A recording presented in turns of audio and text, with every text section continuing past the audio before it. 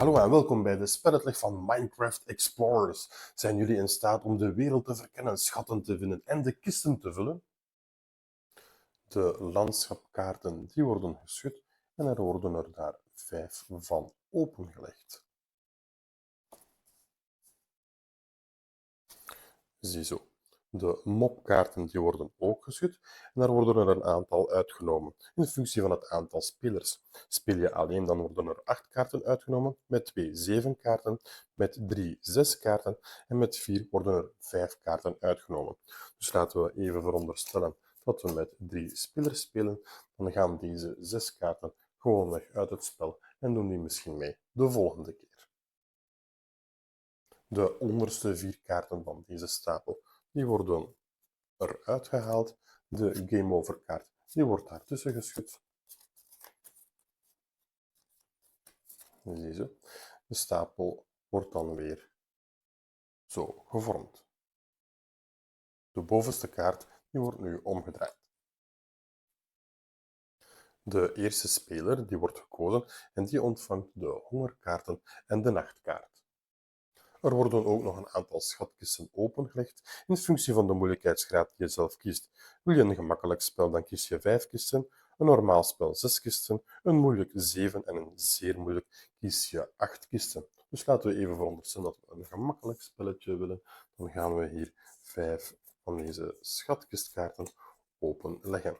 En de rest die gaat terug in de doos. Het is de bedoeling in het spel om de landschappen te verkennen, ervoor zorgen dat de mobs je niet verslaan onderweg en om op één na alle kisten te vullen. Dus in het geval dat je 5 kisten hebt, is het de bedoeling dat je 4 kisten daarvan vult. De actieve speler die krijgt deze hongerkaarten en elke hongerkaart is eigenlijk 1 actiepunt die hij of zij kan spenderen. Op het einde van zijn of haar beurt wordt deze nachtkaart gespeeld en dan wordt er gewoonweg een mop omgedraaid. Als er een mop wordt omgedraaid en deze mop die ligt daar, dan wordt er steeds verder getrokken, zodat je eigenlijk steeds sneller door de stapel gaat, want die telt eigenlijk ook als timer om de game over kaart te vinden. En als die gevonden wordt, dan eindigt het spelletje. En verliezen jullie. Dus het is de bedoeling om 4 kisten, de voorwerpen daarvan te vinden, te vullen en dan win je het spel. Een groot deel van het spel draait dus om het ontdekken. En dat is een van de acties die je kan uitvoeren. De kost die staat steeds links bovenaan. Rechts bovenaan zie je soms een mop-symbool. Dat wil zeggen dat er al dan niet een nieuwe mop getrokken wordt. Dus dat is niet altijd zeker. Je ziet ook af en toe hier een houweel staan of zelfs een zwaard.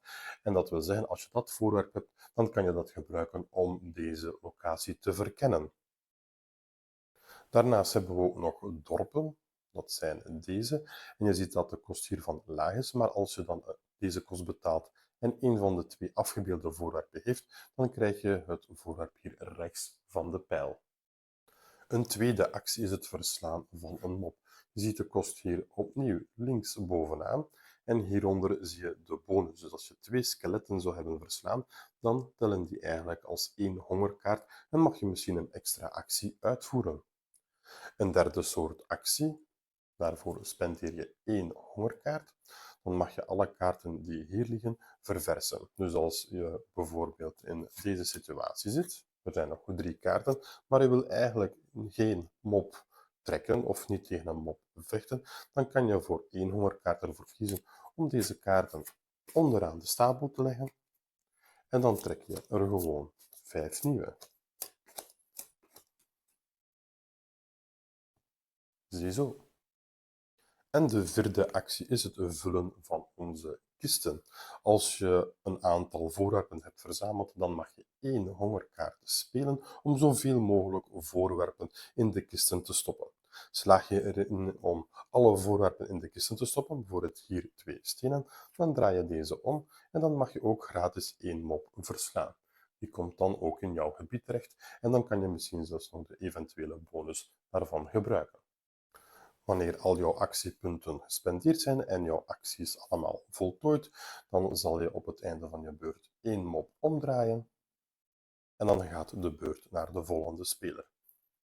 Wanneer je een vijand of een mop trekt die er al reeds zou liggen, dan trek je gewoonweg een nieuwe tot wanneer je een unieke mop zou trekken.